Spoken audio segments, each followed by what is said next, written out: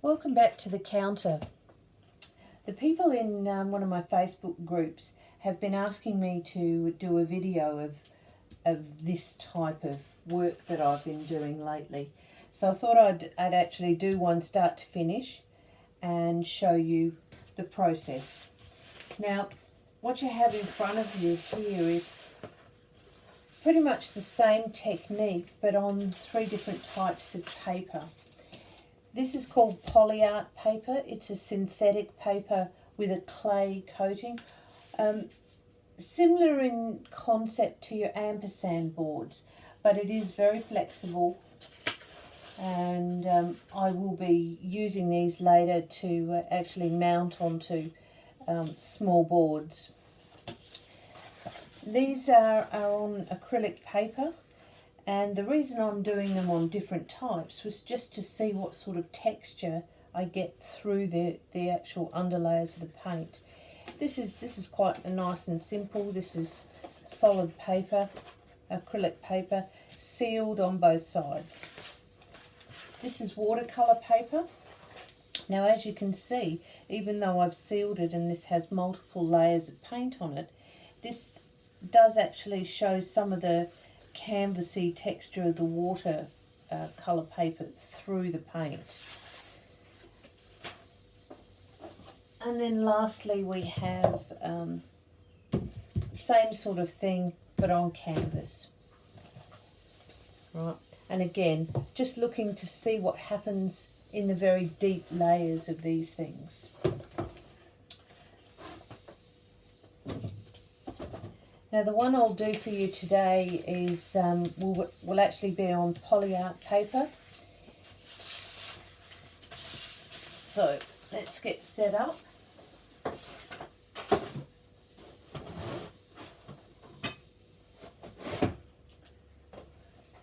So what I've got is a single sheet of Polyart paper mounted on a board, and all I've done is put a titanium unbleached titanium Liquitex Basics base coat, and I'm just waiting for that to dry. So I'll bring you back when we start to do the next layer. This can be rough and streaky because it will ultimately be covered, but it's just to give the rest of the paint something to adhere to. Okay, our base coat's dry, and the second coat, all I'm doing is going to be putting in some shadow shapes and a bit of texture.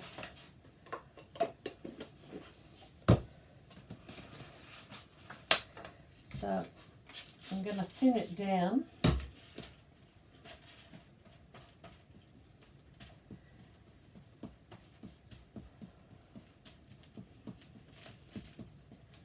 Now I'm using my soft wedge, so it will be smearing paint rather than moving it. So I just want some shadowy shapes in the background.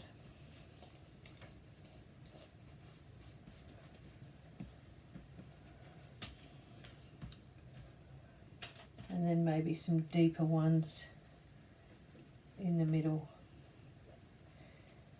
Now the other thing I'm going to do is thin it down a lot, and then just do some really thin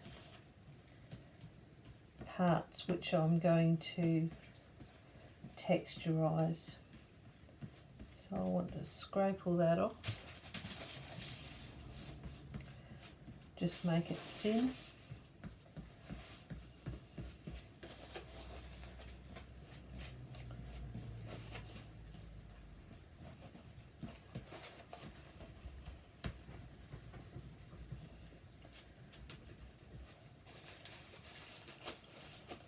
Because then what I'm going to do is lightly spray some water on, just on the outside bits. Wait a few minutes for that to activate, and then I'm going to drag some of it off. so that you get that water drop effect. And of course, if you don't like it, you can just wipe it off and do something different.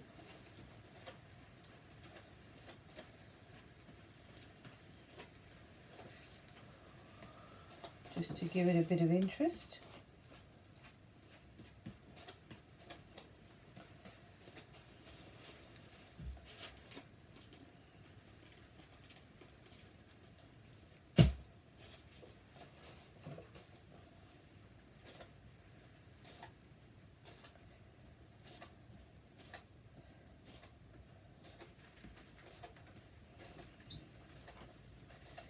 And just play with it until you're happy with it.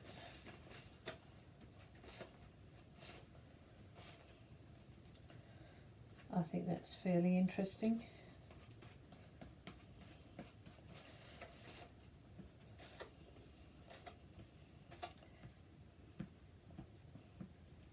This is still, you can still play with this, trying to get that smoky texture.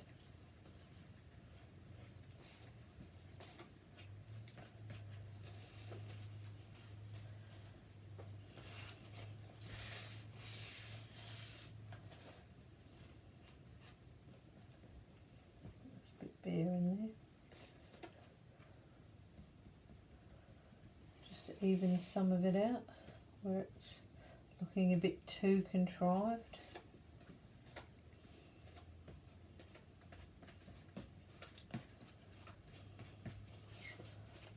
Okay, might just take a bit more off in here.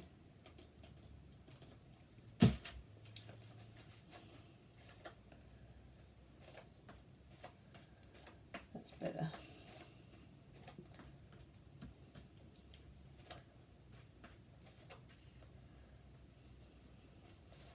Right, let that dry, and we'll put on a different colour.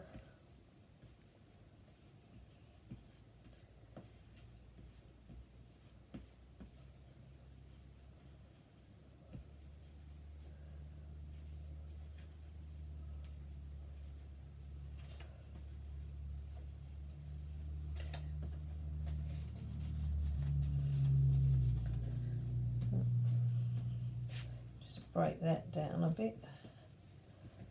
It's alright to have hard edges, it's just you don't want them too noticeable.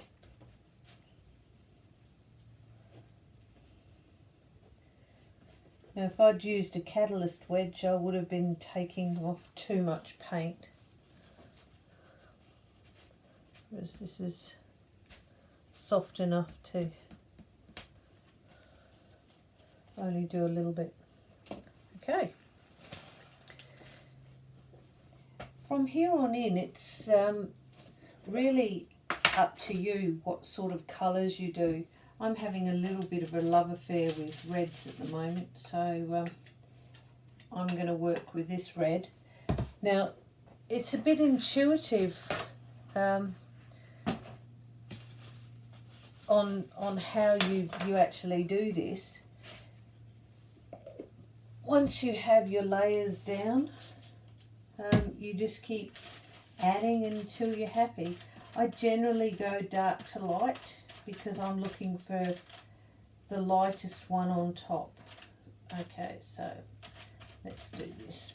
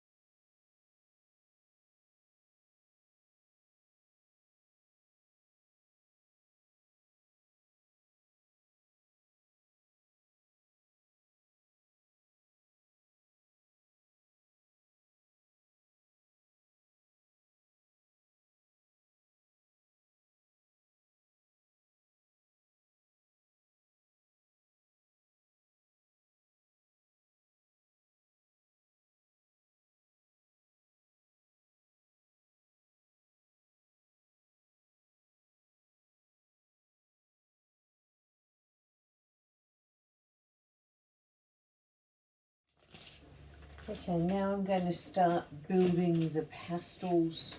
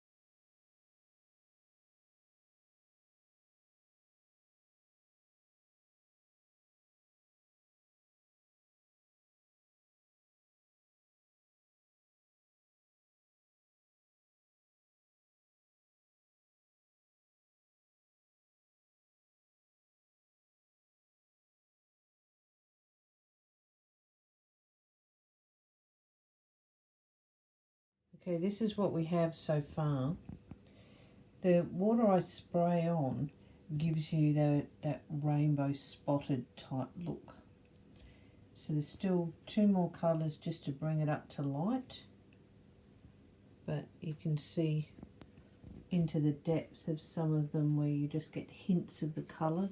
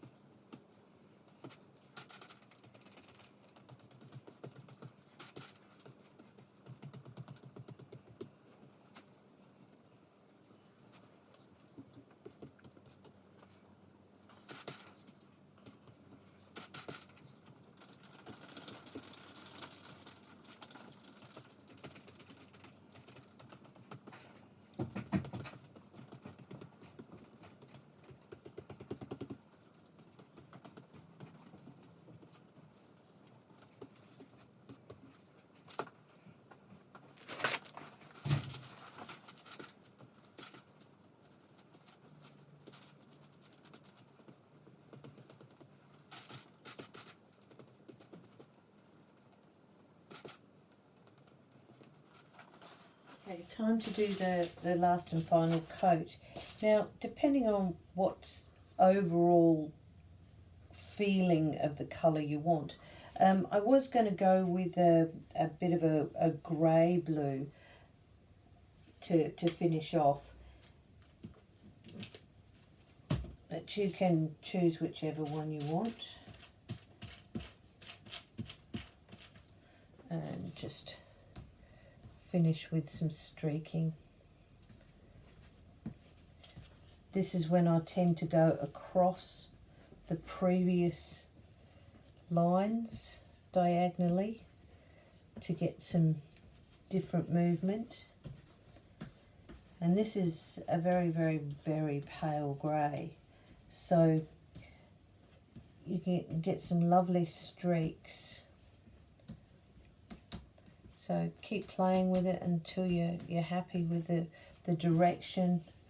I call these dancing feathers, so I tend to leave like little swipes in there just to give a bit of feel. I'm trying to not get too caught up in the direction. I still like these to be random. Just finish that outside edge.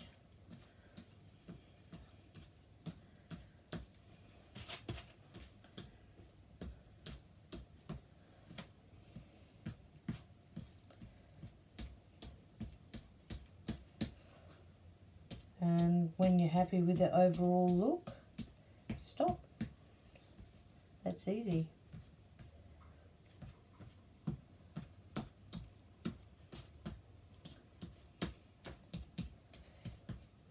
Now I started doing these as backgrounds because I ultimately want to do something else with these. They're going to be cut up, but they stand alone as very pretty pieces. And then the last thing to do will be to take off the tape. Now, depending on how or what you've used as your substrate, depends on what you do with this tape. This particular tape that I'm using, this green painter's tape, is very easy to use and comes off very cleanly. Now I'm doing this with wet paint, so you need to be a bit clean. Now I am going to chop these white bits off, but so you'll see registration marks in the corners. But even just as having a white border is actually really pretty.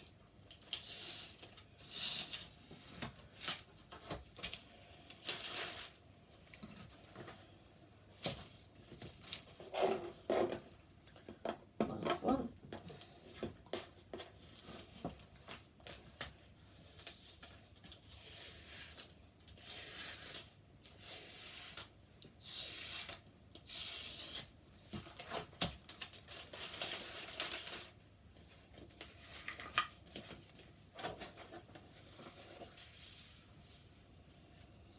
And there you have it.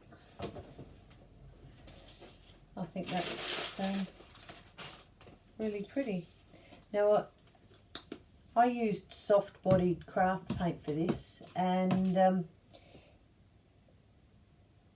that's actually okay because they're so lightly pigmented that you can get these lovely effects without using translucent paints or transparents. I think that's a very lovely piece. Just one thing I need to fix.